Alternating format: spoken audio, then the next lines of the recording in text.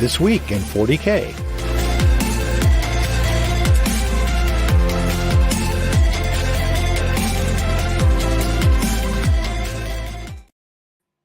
Good morning. Welcome to This Week in 40K.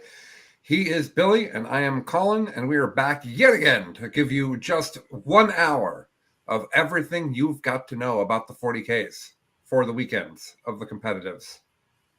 Mm-hmm. And the news for the people who just enjoy the game, even if they're not competitive.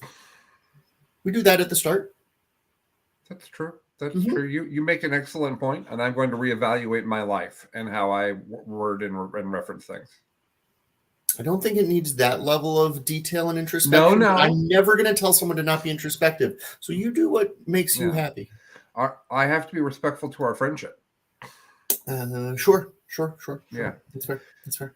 So, other than the fact that it's not football season, which has me fairly bummed out at the moment, how is Billy doing? Billy's doing wonderfully. It is about to be March Madness season at the end of this week, which is a thing I used to care about passionately. Very. Still just enjoy the act of, even if the basketball is terrible. Hello, Zach the Bird. My life is going well. Having an 8-month pregnant wife is a experience that I look forward to doing one more time and then never again. The correct number of children. Yes. And, getting some 40K in, trying to get that Space Wolf list dialed in so that I can not play it during the early stages of my child's birth or life, rather. We are going to be talking about some Space Wolves today. Oh, I know. And Space Wolves real good. Yes, and one of the ones that you're going to be talking about is my spirit animal and my guiding star, even if I don't know if it's necessarily the best decisions. But yes, I'm excited. I am bothered. Let me start off with telling you what grinds my gears.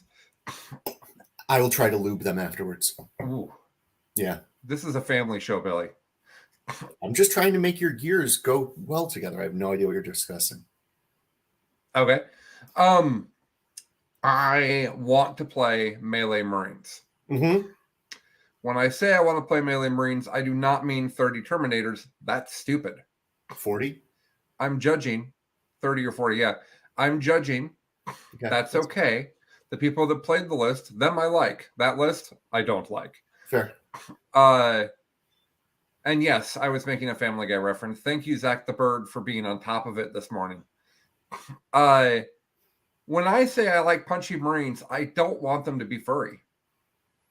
I've thought about it a lot. I don't have anything against Space Wolves, but I just don't want to play them. And it could be the 25-year Dark Angels player that's bothering me. It could be. I don't know. But I just don't care for their aesthetic, honestly. I like dogs. I like Marines. Don't really like them combined, I think. I was going to say that isn't a problem because pre-Arcs of Omens, one of my favorite lines in 40K analysis was something that I first heard from John Lennon, so I'm going to credit to him, is that Space Wolves are great if you just take out the wolves, you just make them, space. The wolf part is sort of the good part of them now. And so, yeah, there needs to be some fur in your list, I think. Okay. That's fine. I think it's great that Space Wolf players get to have a good army for the first time in an amount of time that is long. Yeah, I think you have to go back to 5th since they really. It's not a full Tyler Bortel, but it could be half of a Tyler Bortel. No, it might be more than a full Tyler Bortel. No, because more than a full Tyler Bortel is like 2nd or 3rd edition, because that's when I started playing. Well, I guess that's true. Yeah, 5th is about 2/3 of a Bortel. Okay, fair enough. For those that aren't getting the joke, on the Best in Tabletop Network, we use Tyler Bortel as a measure of time. Mm-hmm. He is currently 22 years old, but you have to know how old Tyler Bortel is in order to use him as a measure of time. He hasn't turned 23 yet. No, I'm pretty sure he's still 22. You have to know the current age. Maybe we need to get how much is a TylerBortel.com as a website that just kind of ticks up and lets us know. That'd be fun. Yeah. Yes, we're a bunch of silly people at the Best of Tabletop Network. If you would like to be silly as well, you can support us. Mm-hmm. something we don't talk about enough. I'm going to shamefully plug us. If you would like, you could be part of the greatest Discord community in all of the world. I feel like that's fair. Obviously, that's true. In order to do that, you could go to patreon.com/bestintabletop, and you could give us a bit of your hard-earned money, which we would really appreciate. It helps us do this. These shows are professionally hosted, professionally edited. They are, we market for, we do the things. So if you'd like to support us and make those things easier for us to do, man, would we appreciate that, because this is not really to make us rich, but we would sure like it to be, taking care of itself. So the other thing you can do is you can go to our YouTube and you can subscribe there. And there's a subscription option there that lets you also get access to the Patreon group, to the Discord group, excuse me. And that will actually give you the full library of our content. And what we're going to start doing is we're going to start taking certain content that we're doing, and we're going to make it public for 3 days or so, and then put it back there for people to watch as kind of the archive. So that's kind of our compromise as to, we're not putting enough content in there, but we also don't want to make content that nobody, that only the members get to see until we've got a really big member group on YouTube. Our it's a good size, but the Discord group is currently bigger. As the YouTube group grows, we'll make more and more special content for them. Yeah. So also you can go to our store and buy awesome merch. Okay. Yes, including coffee mugs. I believe I'm one of the very few humans in existence who owns this coffee mug, but I do, and it's great. It's big. It's well made. The shirts are kind of amazing.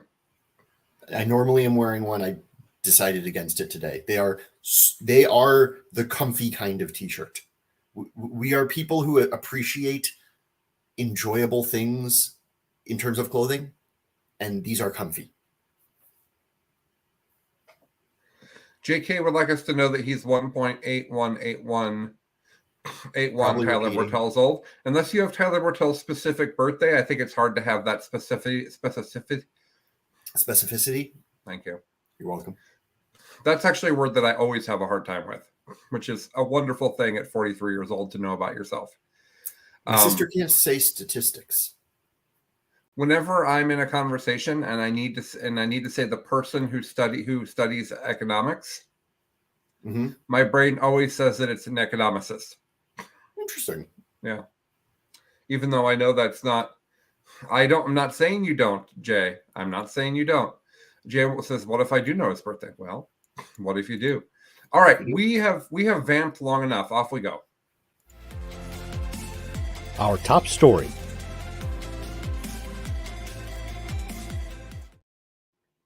We have two top stories.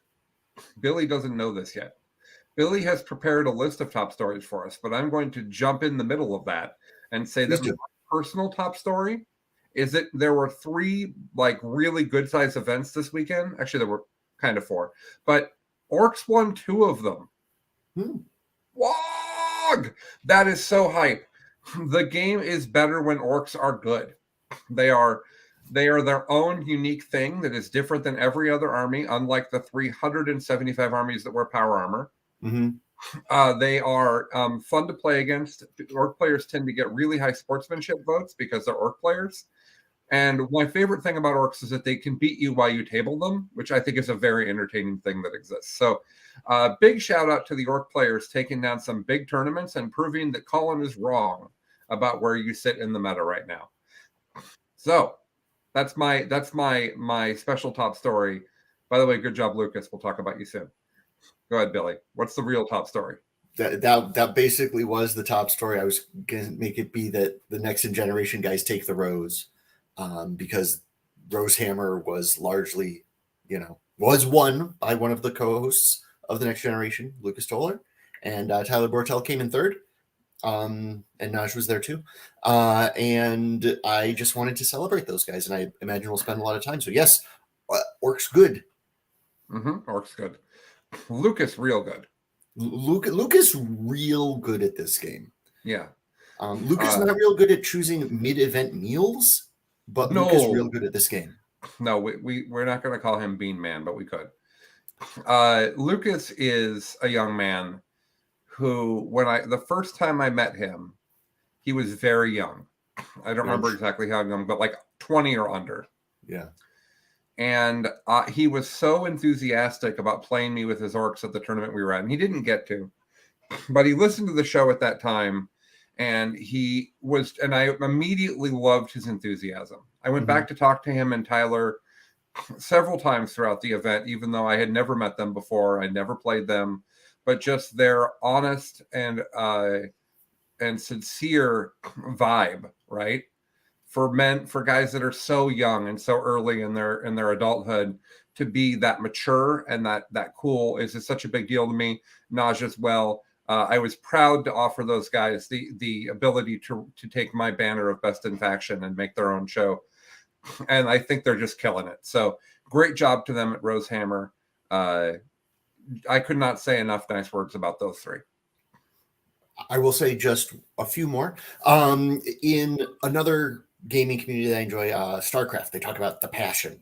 And those guys have the passion. The passion. It is genuine when you talk to them. Yeah, that's what I'll say.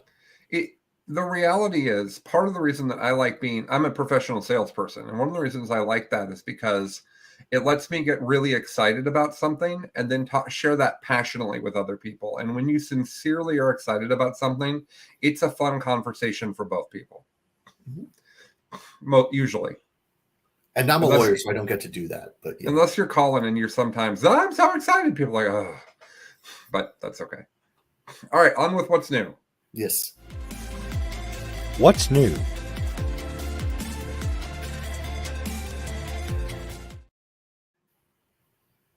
Well, what is new?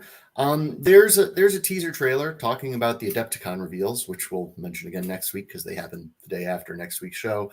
That's probably 10th edition. That's what people think. It's a Nid, cartoon Nid that goes into the eyeball, and there's a Terminator on it. And it's been very widely reported that Nids and some form of Marines, because it's always Marines, will be in the 10th box. So that's what people think it is. There have been some people saying that it's a Primaris Terminator. Looked like a regular Terminator head to me, but all you power armor people look the same, and anyone who says differently is lying. So that's happening. Literally play Spaceballs. I know they all look the same. The most different of the Space Marines. I would argue that Space Wolves do look. No, they don't. If you look down at my Sky Claws versus my Vanguard Vets, you have to just look at their weapons because you can't tell the dang difference. Wolfen look a little different, but can you tell an Incursor from an Infiltrator by sight? Yes, because I'm a Marine player. You actually know which one is the Incursor versus the Infiltrator? Because I actually don't. I do. Wow, I own both, and I understand. I built both models, and I understand the difference between the models. It's not more complicated than that. But I actually usually use Incursors for my Infiltrators because I like the paint job I did better. So. Okay, I mean it's the same kit. It's just like which gun and head attachment thingy. Anyway, all Marines look the same. So there's that. All Marine lives matter. No, I'm not even gonna touch that one. That was terrible. I want to be clear that I think the All Black Lives Matter movement is nothing but to be respected, and my joke was probably offensive. Moving on. Potentially offensive, and anytime you're potentially offensive, you might as well apologize and get it out of the way. Yeah. Other news, they celebrated the Rhino on the Warhammer community page. It's apparently been around for 40 years. It's again looked very similar the entire time, but they had a nifty article about all of the rhinos. Did you know Harlequins used to be able to take a rhino? I did not. That's the thing that could happen. There was also a MetaWatch video that I watch largely, so you don't have to. And by you, I don't just mean Colin.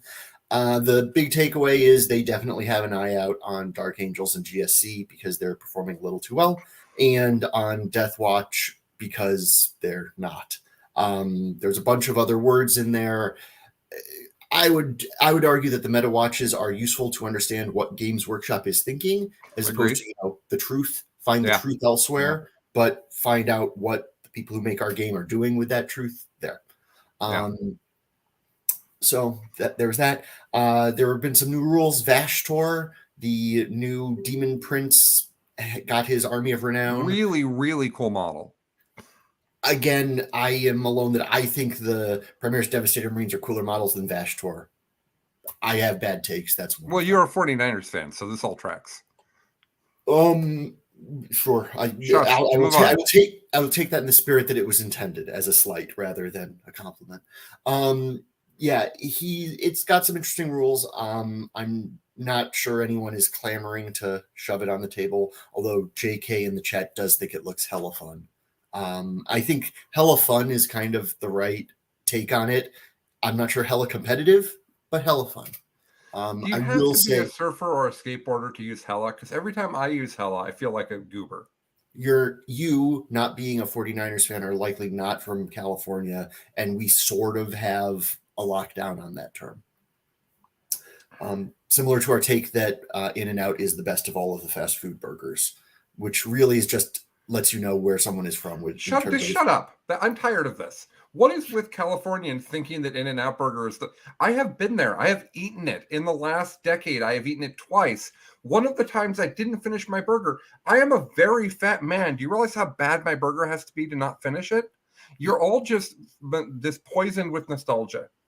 Okay, rant over. I mean, that's largely true, but we're also right. And then finally, there was a new guard model, Minka Lesk. If you read the Black Library, apparently you know who she is.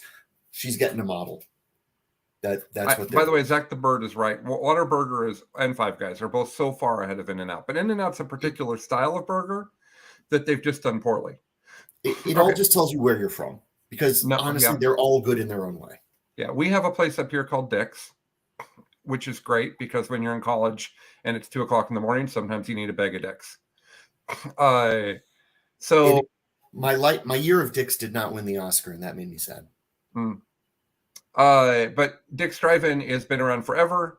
It's a very similar to In-N-Out. I liked it when I was young. I acknowledge now that it's trash. So moving on with life. What else do you got? Anything else that's new? Those were the newses. Okay.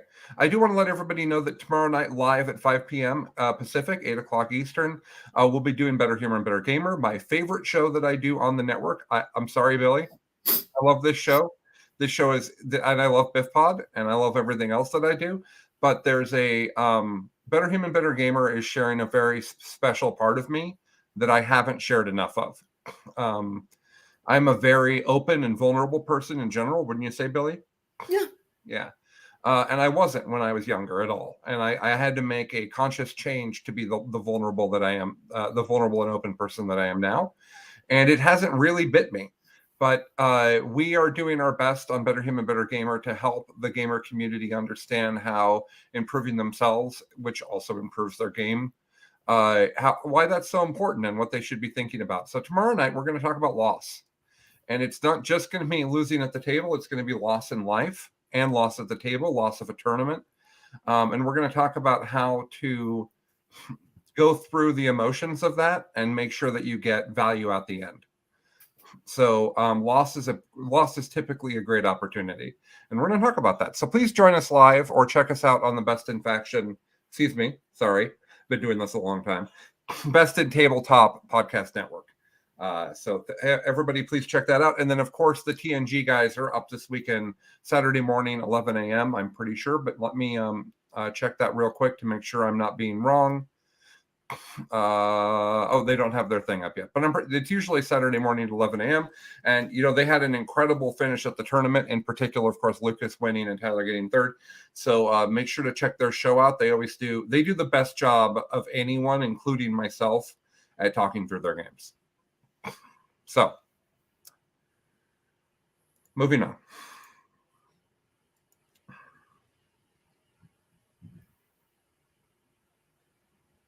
Are we moving on?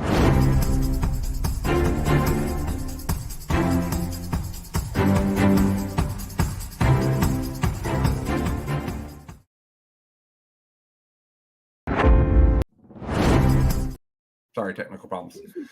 So we haven't been doing Pet of the Week, and that saddens me. So my question to you is your pig in the room? She is. If but the camera won't see her? Yeah, no. I mean, you're gonna get a weird sort of. Yeah, no. There's There's our pet of the week. Lilu gets to be our pet of the week. She is a pig. How much does she weigh? 120 pounds. If you would like to hear about Billy having this pig in an apartment in San Francisco, which is one of the strangest sentences you'll ever say. It's very true. If you would like to know more, there is a video on our YouTube that you can find where I interview Billy. And then I interview Billy specifically about being a pig daddy. And he goes hog wild. Okay. I do. All right. So Lilu gets to be our pet of the week. We'll go back to other people's pets being the pet of the week next week. I just keep forgetting. Here's the real problem. Colin is a deeply forgetful person at his current mental health level. And I keep forgetting that before the show, I have to get the pet picture. And sadly, I have to turn it into a PDF in order to load it into the StreamYard interface. And I keep forgetting to do that. So on we go with what's winning. Here we are. What's winning?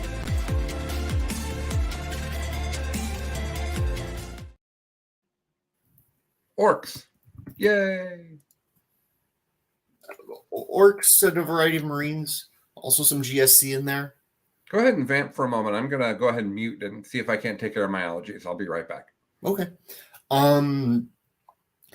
For all of the claims that we were in a shooty meta, one of the best ways to deal with a shooty meta is to punch them in the face. And I think this was largely the week, at least in the events that I looked at, that the punch in the face side of things won. That's going to be dependent on matchups, terrain, just random variants. But you can punch people in the face in this meta just as much as you can shoot them in the face. You can't, it's not taking that punch is a little bit harder, but delivering that punch, good plan. I've been asked to do an orc impression. That's not anything I've tried to do before. Okay, go ahead. No, I'm not going to yell wog. No, okay. I'm not going to yell wog.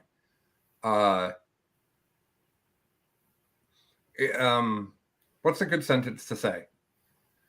Hey, boss.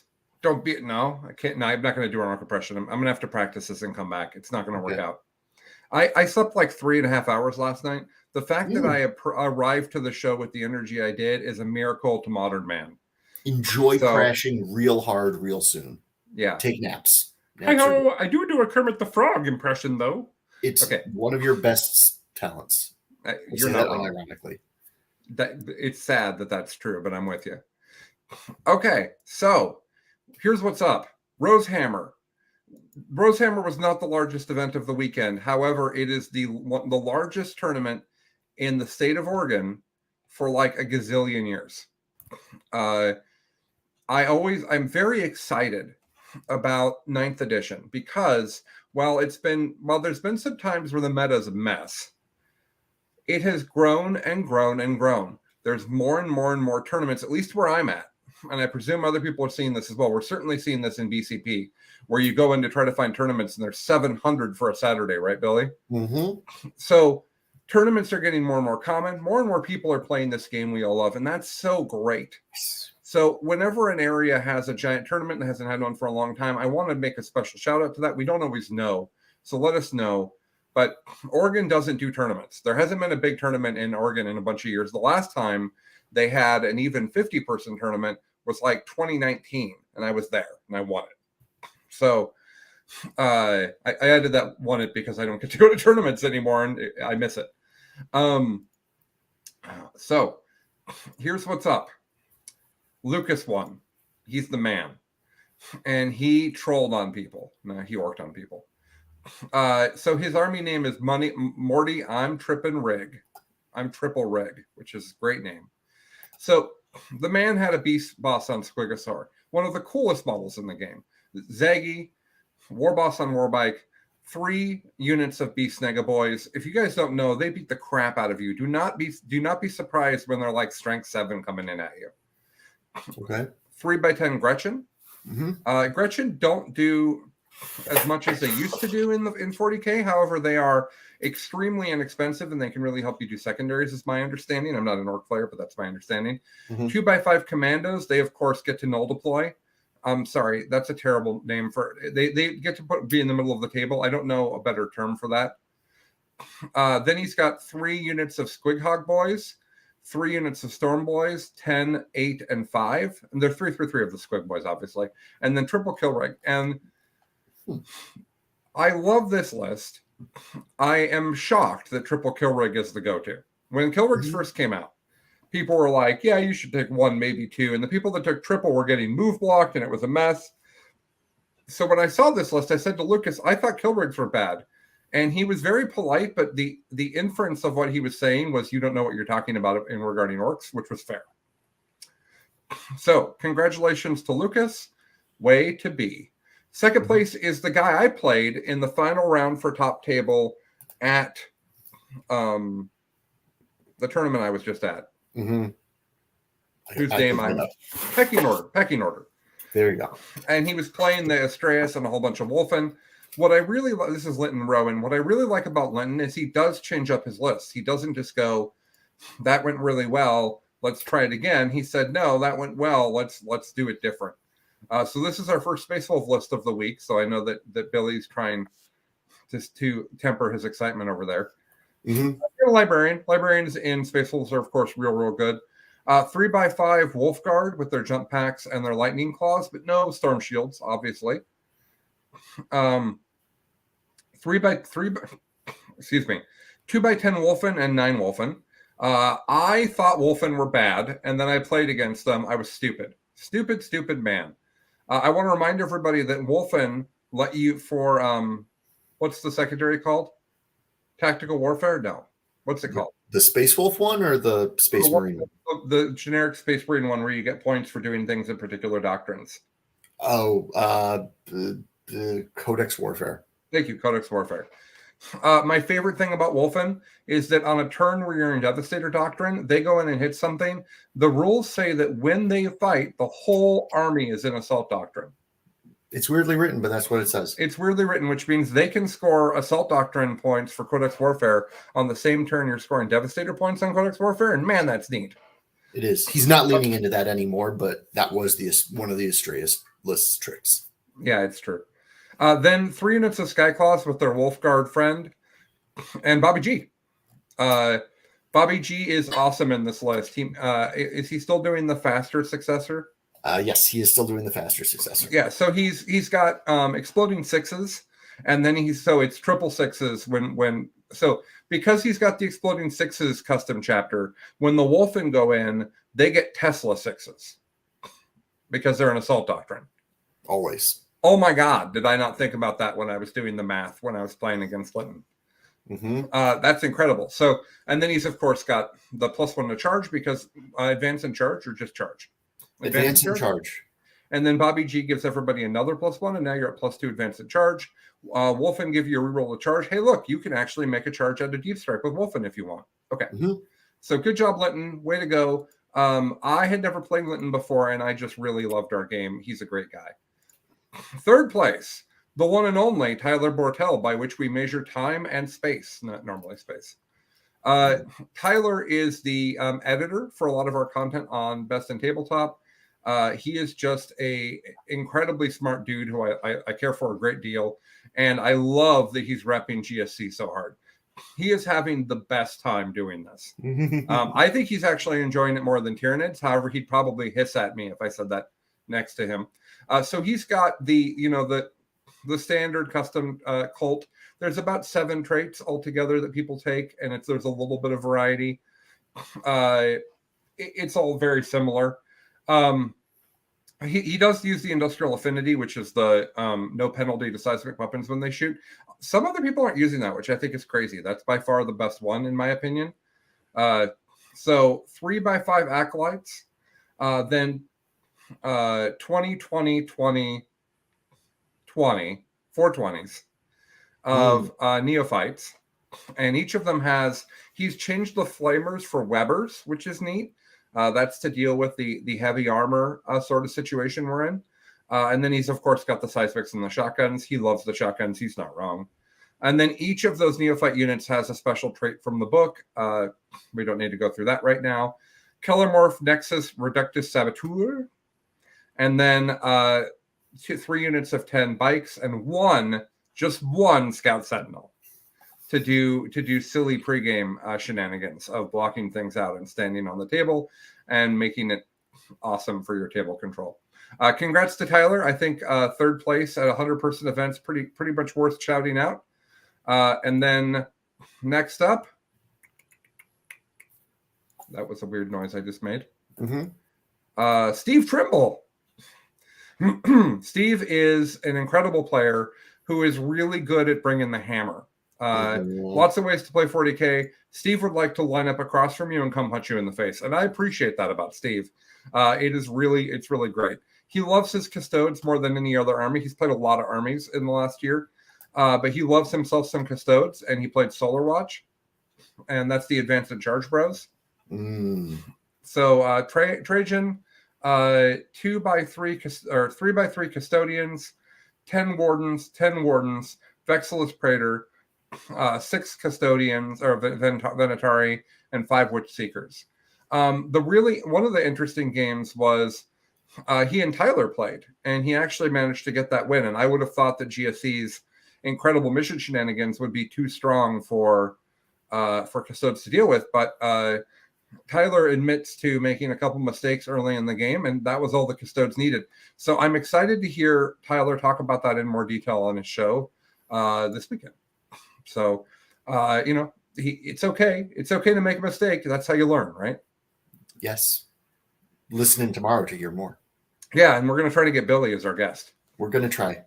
Billy has a real life that he has to make sure it doesn't interfere. Like literally, his wife is growing a human being. Let that sink in. I know several of you are parents, but if you thought of it as the fact that you're growing a human being, like it's a test tube in a lab. Okay, moving on. That was one of the weirder things I've ever said, Billy. It leads to all sorts of weird things. Like I enjoy feeling my daughter move around inside my wife's stomach, but I also find it a little odd. It is really odd. When my one of my closest friends, basically my adopted sister Michelle, was pregnant, she was living with me at the time, and she would eat a big giant meal and then just sleep on the couch for like 3 hours. And I'm like, I don't understand why you're so tired. She's like, well, I am growing a human. And I'm like, ooh, big flex, the woman in the room, that all the men can't grow human. Anyways, it's a weird thing. So now we're going to talk about the Southampton GT. 200 players, 7 rounds, big old tournament. And it was won, finally, by Imperial Guard. This book is bonkers, people. Guard players, come on. I'm really concerned that the Meta Watch didn't talk about nerfing Guard. Really concerned about that. Because it's just crazy how good the army is. So David Gaylord, one of the best 40K players on the planet, if you don't know, played Guard. And it's pretty standard. He is Born Soldiers, which is great. I think at this point, we've pretty much all agreed as Guard players, and I'm a Guard player as well. We've all basically agreed as Guard players that Born Soldiers is just so much better than everything else that it's just what you take. The Command Squad, everybody's got that, so they can have the banner, which is, of course, called the Finial of the Nemrodish First. Billy, I called you Danny. I'm sorry. Yeah. What does Born Soldiers do? That's the 6's auto win throughout the whole army. Oh, okay. Yeah, that's really good. Yes, Lord Solar, of course, and then a tank commander, of course. Not with Gatekeeper. It usually has Gatekeeper win a lot of lists. Death Corps Marshal, which is a really cheap character. 4x10 Cadians, 3x10 Kazakins, 2x3. I slept like 3 hours. 2x3 Armored Sentinels and a Scout Sentinel. I love the Plasma Sentinels. Next to the banner. So first of all, Sentinels can have buffs for vehicles or for people. And that's cool. And then you can put them next to the banner and they actually get the banner. So this is 6 people shooting on 3s, rerolling 1s. Heavy plasma at your face that ignores all penalties. Ignores those forests, ignores wound gating, ignores feel no pain. Man, I can't. Hank doesn't run them, but I run them. I run the heck out of them, and I just love them. So glad I got to talk. We haven't seen those in a list yet. So I was really excited to talk about that. Then he's got 3x3 mortars. I think that's really good in the meta right now, especially because demons are as good as they are and GSC is as good as they are. Both of which are armies that just get wrecked by mortar shooting at them. Then he's got 2 Leman Russes. All of the 3 of his Russes have plasma. And then a Chimera. So yeah, that's his list. I'm sorry, three Russes. I misspoke, I think. I'm having a little bit of a hard time with Battlescribe here, but I think it's 3 Russes and a Tank Commander. Two Russes by points, 175 and 150. It's just the first one says 2 Militarum plasma cannons. Those are the sponsors. Oh, those are the okay, yeah. So 2 Russes. Yeah. This is a lot less. This is very different than what Hank won with. So it's got less Dorn. It's got no Dorns. Okay. And it's got a lot more Kazarkins. I personally think that 3x10 Kazarkins until they get nerfed is wildly reasonable in your list. So good job to David Gaylord. That's a great list.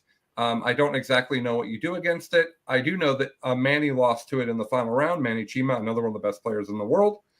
And Manny is still rocking Dark Angels. So 2 of the best players in the world played Dark Angels into guard, and the Dark Angels lost. I'm not saying they're going to do that every time, but I can tell you that I am deeply worried about seeing Hank at a tournament when I'm running my Dark Angels.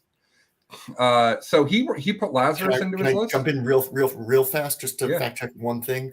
We do see actually a lot of Armored Sentinels. This split of Armored Sentinels is actually quite Armored and Scout is quite common. 3, okay. 1. All right.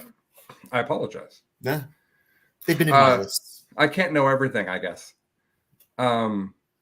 He added Lazarus to his list. Lazarus gives a 5-up Feel No Pain aura, which is really great with the Terminators because Mortal Wounds is one of the main ways of dealing with them. It is a little bit of counter tech to guard, but keep in mind that GW is very clear that the banner does ignore Feel No Pains, which is so dumb. What a terrible ruling they made. We didn't think that it did. And then they're like, no, it's cool. No, it's fine. It totally does. Doesn't need to be better, folks. Okay, so Lazarus on the list is cool if you manage to get the Kazarkins away from their banner. But even then, demons like to smite you. Like Mortal Wounds is a real concern. So I think that's a cool addition for 100 points. He also has a reroll 1s to hit aura, which is interesting. So then he has a Talonmaster with Rites of War, another Talonmaster with Arbiter's Gaze. I do the same thing. Blade Guard Ancient with all the things.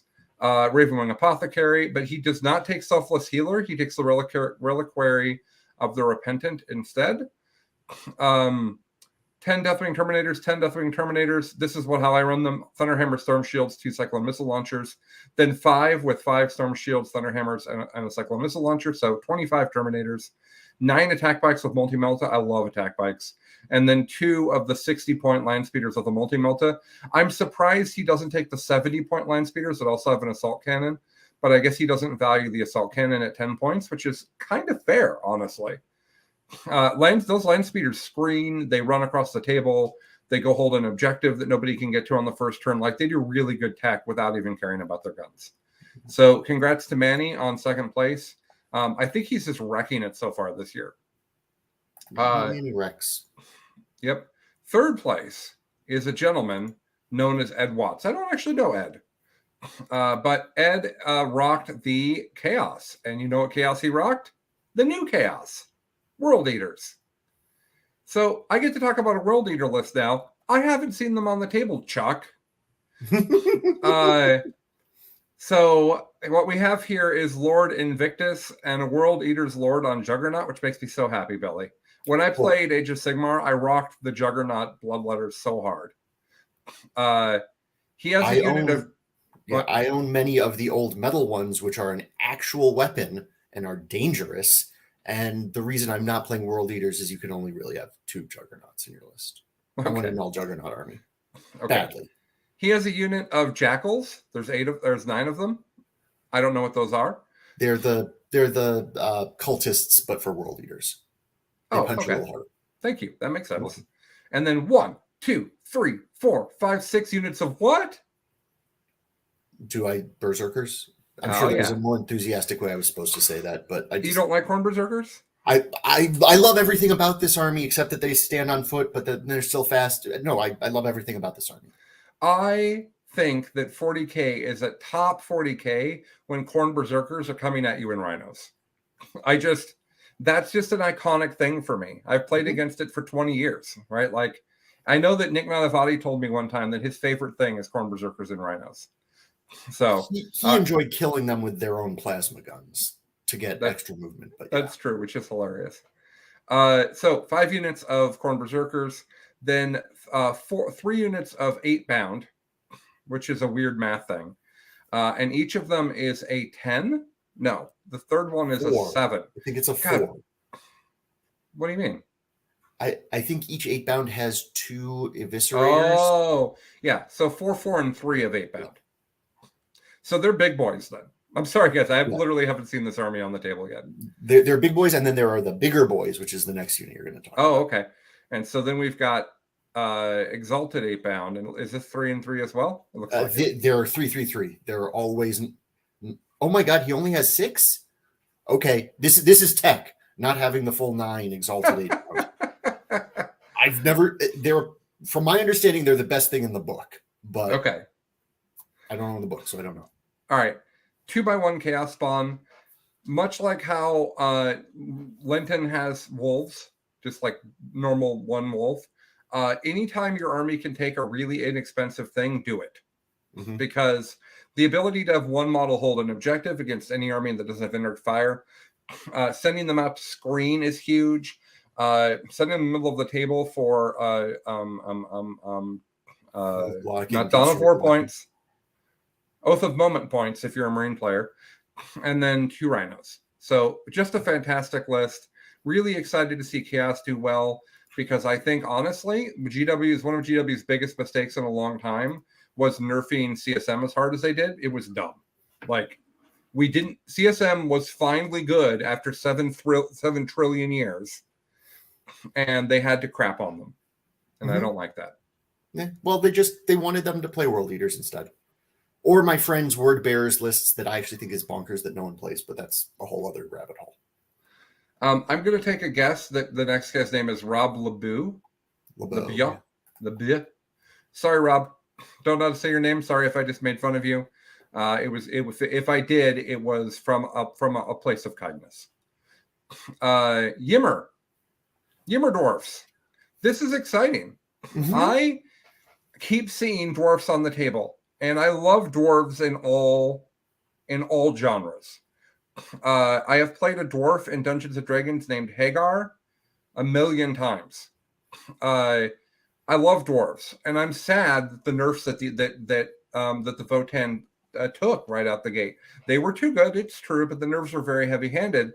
And when I play against them, I feel like they're good. They're really good, Billy. They just don't have enough things. Mm-hmm. And they're not durable enough to have so few things. Like Custodes get to have so few things because they're hard to kill. Votann don't have nearly the same durability. Yeah, that's what they did to them.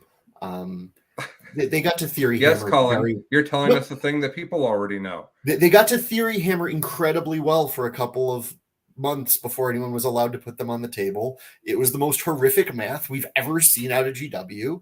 Like, 1 model had a decent shot at killing a Warlord Titan and then couldn't be killed back by it. It was dumb. That's fantastic. The Iron Master is in this list. I always like his name. And then the High Call, of course. 2x10 of the just dudes, the warriors that just do things. They're great. Then he's got 3x5 Hearthguard, which is really, really interesting. Because the Hearthguard are the Terminators, aren't they? Yeah, that's what I thought. I understand. Yeah, and I played against like 28 of them at the last tournament. They're really expensive. They're Terminators that are more expensive than Space Marine Terminators, and I don't know that they're as good. Naj is one of the best Votann players out there. I should have asked him about this. I really think it's interesting. They certainly are durable. They're very, very durable, and they shoot great. But 5 of them for 225 points seems really steep to me. Mm-hmm. Then he's got 3x3 bikes. I am offended by the bikes because the bikes are so fast, and then they start rolling their shots, and it's like the Votann player is making things up. Now I have 10 shots. Now I have 4 shots. This is 16 shots. Here's another stuff. Like, what is happening right now? Well, each guy has multiple guns. Okay. Yeah. But they are 245 points for 3, and that does make me feel better. And then he's got a unit of 4 or 3, perhaps, Thunderkin. 3, but that doesn't. How is it? It must just be a fixed amount because it's 3 for 105 points, and that is not divisible. Sure, it is. Is it? Yeah, you could end in a 35? 35? 35. Yes. Look at us do math on the fly. Billy does math. Billy to has This the Week in excuse of 40K, he has where a Billy does JD. math at 7:40 in the morning. Yes. When he still has to read 3 events worth of lists. Pro tip, do not refer to your pregnant wife as a Norn, Queen, or Turvagon. It's just, yeah. Billy could. His wife wouldn't know what either of those things are, I don't think. That's true. Actually, Zach, I'm going to do that and I'll report back. I'll just get a weird look. I have a friend who, when he was married, wanted to name his son Duke, which is a great name, very manly. And his wife said, no, we can't name him Duke. And which makes me think G.I. Joe, or like, if you're named Duke, I think you have to be the starting quarterback on a football team. Yeah. So anyways, his wife said, I don't want Duke and nothing nerdy. And my friend convinced her to name him Griffin because she did not know that Griffin is a nerdy thing. And that's just a story that fills me with happiness. So I thought I would share that with everyone. They're not married anymore. So now it's just funny that the kid's named Griffin rather than being like, oh, you really pulled this one over on your wife. Okay. R.I.P. Billy when your wife learns to Google. And it would require her caring enough to Google that. She'll be fine. Yeah. Also, she's weirdly happy about being referred to in, like, being a murderous killing beast is something she would find appealing rather than unappealing. She's very bloodthirsty. Okay. That sounds great. Yeah. I like that. Yeah. All right. You got some more tournaments to talk about. I do. FLG had a big old event over here in the They sure States. did. Rocky Mountain Open, 145 players, 6 rounds. You know how we said orcs were doing well? Michael Mann agrees because Michael Mann brought Goffs and went 6-0, won the event. Zagstruck, Gaz, Boss on Bike, Weird Boy, 10 boys, 30 Gretchen, 10 Burners, 15 Commandos, 3 Piggies, 30 Storm Boys, 2x5 War Bikes, and a Battle Wagon. Big old green tide coming at you. Not quite as Beast of Boys as Lucas's. I would actually say that this is closer to the standard of what we see than what Lucas is bringing. But, you know, if you don't have a plan for orcs to punch you very hard in the face on turn 2, you're not going to win a big event. I think that's a fair statement to make. You know how Rose City was first place Orcs, second place Space Wolves? So was Rocky Mountain. Scott Rumpel brought Space Wolves. Bike Captain, 2x5 Infiltrators, a Judiciar, which I think you can do better with, do that job better with other tools in that book. But Scott did better than I've ever done, so I will listen to Scott. 3 units of 5 Wolfguard, Lightning Claws and Meltas, 3 units of 5 Wolfen, 1 Cyberwolf, to Colin's point, a 15-point model that moves very far and very fast is very good. 2 units of 6 Skyclaws, because 110 points for that loadout is stupid. And 3 units of Longfangs. These ones were kind of interesting. Unit of 7, 7, and 6, because Longfangs get to do weird things with how they equip themselves. One of the 7s was missile launchers, then the other 7 was las cannons, then the 6 was grav. They all had their Terminator friend. Fun list, MSU Space Wolves, the best way to jam extra points for offense into Space Marines out of Arc of Omens. Listen to This Month in 40K for much more in depth on that by much smarter people than me. Will Abelez came in. We're going to keep doing that. Yeah, we're going to do This Month in 40K every month, and we're going to talk about the entire month's meta all at once, and we're going to have special guests on each time. Yeah, and I don't like saying nice things about myself, but that was the best show I've ever been a part of in terms of content. It's what I would want to listen to the most. Hey, you said better human is your favorite thing, and I'm sitting right here. So that's what you get. But yeah, no, like just and by the way, that's a YouTube exclusive. We don't put that out as a podcast. Yeah. So if you want to find that, head to our YouTube channel, Best in Tabletop. Go ahead. It is worth it. Will Abelez brought Tau, was 3rd place. Tau Sept, Cold Star, Ethereal Long Strike, Breachers, Kroots, Strike Teams. This is more of just all the stuff in the book kind of a thing, as opposed to the focused on suits build that we've seen in the past. He also brought a Tide Wall gun rig. That's a fortification Tau can take. I have no idea what it does. I've never heard of it before, but Will brought it and did well. Nicholas Wenker brought a Demons with 2 Shooty Knights list. It's all the demons you're used to seeing. It had 2 shooting knights. I'm going to ask a completely straight-faced professional question. Okay. Is that gentleman's last name Wanker? Yes, it is. Okay, please continue. Nope. We're not going to go any deeper onto that. We don't want to make fun of anyone. I just wanted to make sure I understood. Please continue. I was going to make fun of Ellis Island. Okay. Jamie Beaton came in 5th place with Dark Angels. 40 Terminators with 44 Terminators with the command squads. He's coming to Charity Hammer. Jamie is or Nicholas? Jamie is. Oh, I would look forward to meeting you, Jamie, depending on, me traveling with a very small child at home. It's like 6 months from now. The baby's going to be like driving by then. Dude, yeah, but plans. Men plans and God laughs. The most imaginative named event that we've ever seen, the 40K matched play event. It took place in England. I guess they just run too many big events. There's no more names left. They've had so many big events. There's just no more names. 40K matched play event. I want to say that was just like something auto-completed. Anyway, Christopher Radford won. He won it with clowns. He won it with Twilight clowns.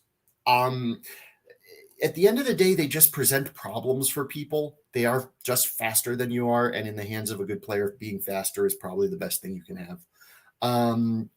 Troopmaster, 8x5 troop units with varying loadouts, but lots of special weapons sprinkled throughout. 2 Death Jesters, a Solitaire, 2 Bolus Bikes, and 8 boats. This is 8 boats and 2 bikes that are coming at you and doing shenanigans. Mikey Herbert came in 2nd place with Iron Hands, also 5-0. There were actually 3 5-0s at this event, so it just came down to points. Mikey had very much the standard Iron Hands that you're going to see. Servitors, a Lieutenant and Tech Marine, because that's the right HQs for that. 2 units of Infiltrators, the Vulcan, who can kill anything. 2 units of 5 Scouts with their Storms. 10 Van Vets, 2 Tornadoes, 2 units of 5 Devastators that get their drop pod. 3 Eradicators, 1 Reaper, and then he actually brought the Desolation Squad, the new Primaris heavy unit that everyone was making fun of. I'm not sure if he did it as a meme or because he lost a bet, but like the actual data sheets are good. They're just really expensive. I don't know. It's out in legal. I didn't realize that. Is it? He brought it. The miniatures are out. And I was at a game store and I didn't see them, but maybe they sold out because of how great they are. They come just in the Strike Force Agatus box, so it's a big box set. Oh, that's dumb. Okay. Yeah. I would bet you can get, I don't know. You probably can get them on eBay. Yeah. Continuing. Jack Masters with Goffs in 3rd place. Makari and Gaz. Knob on a Pig, Zagstruck, and a Boss on Bike. 50 Gretchen, no regular boys. 9 Commandos, 9 Truck Boy Mega Knobs, 10 other knobs, 3x3 Piggies, 10 Storm Boys, Battle Wagon, Death Dread, 2 trucks. Again, orcs just want to punch you in the face. Hold on. Can you hold on just a second, Billy? I feel bad for making fun of that guy's name. Okay. So I'm just going to say I'm sorry about that. We shouldn't make fun of people's names. They've probably heard it their whole life. Please continue. That's very true. So Jack Masters, again, orcs punch in face on turn 2. Dominic Matthews, 4th place, GSC. Just every character that all have weird names. An Abominant, a Biophagus, a Nexus, a Magus, a Patriarch, and a Primus. Throw spaghetti at a wall. There's a GSC character named after it. A bunch of Acolytes, 1 big unit, 3 small ones, 2 units of 10 Neos, 2 units of 5 Aberrants, Keller Morph, because just why wouldn't you take Assassinate against them? Can you take Assassinate against GSC? Do their characters die? Yeah. Okay. Well, here's the problem. You can lose to GSC without getting to do anything. That's just a thing that can happen. They can hold you in your deployment zone and shoot you to pieces while they score all the points. Right. The issue is, are you fast enough to get out of your deployment zone and get to their characters? Because their characters are very squishy and they often don't care if they die. Okay. So how many characters do they have? What's their game plan? Against Tyler, I wouldn't take it because I would take Thin. I would take no prisoners and then things from my codex. But because you're for sure going to get to kill neophytes. Yeah. If you don't kill any neophytes, you're not even in the game.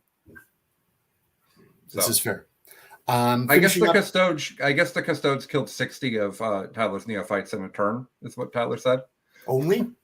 Well, that's a lot. Yeah.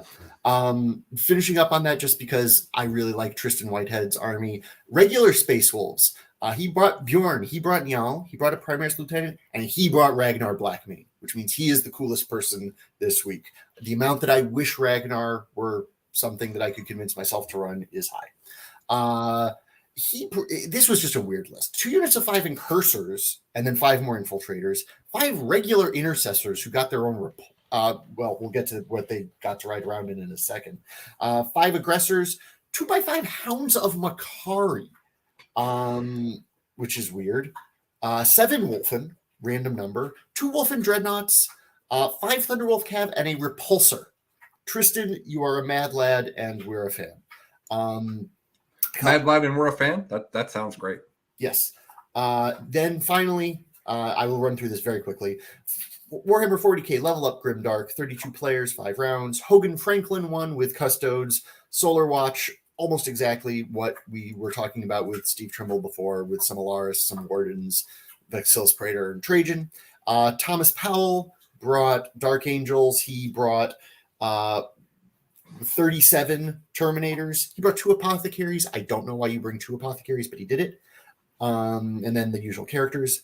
Cliff Nelson brought Black Templars, 1 big Primaris unit, all the other normal stuff, with Sword Brethren coming out of Impulsors. Chris Johnson brought a Death Corps guard list, which I thought was fun. 90 Death Corps guys, and a Baneblade and Banesword. Death Corps Peter from our Discord would be a fan, I would imagine. And then I have to assume Zerker Perry is Mark Perry. And yes, yeah, that's accurate. He brought World Eaters, basically the same list. 20 Lord Invocatus. He brought 2 Demon Princes, 20 Berserkers and 2 Rhinos, 3 Spawn, 4/3/3 8 bound, 3/3/3 Exalted 8 bound. Man wants to punch you in the face without wearing shoes. I was just educated that Rocky Mountain oysters are bull testicles, which I did not know. Yeah, you don't want to accidentally order that. Sweetmeats are another thing that are gross. Yeah, you probably just last night we were talking as a family about the fact that coffee cake is a weird name. Yeah, I guess it's cake you're supposed to have with coffee, but it's a weird name because it's not cake that tastes like coffee. No, you didn't know that? No, coffee cake has nothing to do with. Does not taste even remotely like coffee. I am much more of a savory than a sweet person. So okay, so you made it through that tournament, yeah? Yeah, that's all the events. Okay, I have a question for the people. I'd love it if you. This is a big question. Ooh. There's a lot of events, okay, and we have cut the line at around 30 people for what event we talk about. That said, I think the value of this show is higher when we do what I do on the bigger events, where we go a little bit slower and we talk about what's happening. And so to me, we're getting to the point where, and I mean, no offense to this, because it's a big deal to win a 30-person GT. But if you win a 30-person GT in the middle of nowhere against your friends, it is wonderful for you and it's great. And you're probably a wonderful player, but it's not meta specific. It doesn't tell us about the meta like the big events do. So my question is would you guys like us to do less events with more in-depth coverage or continue rushing through events? Because yes. Billy, I think the less events with more coverage is probably better. So it could be that we talk about events over 60 people, over 50 people. Like it could be that we put the line higher.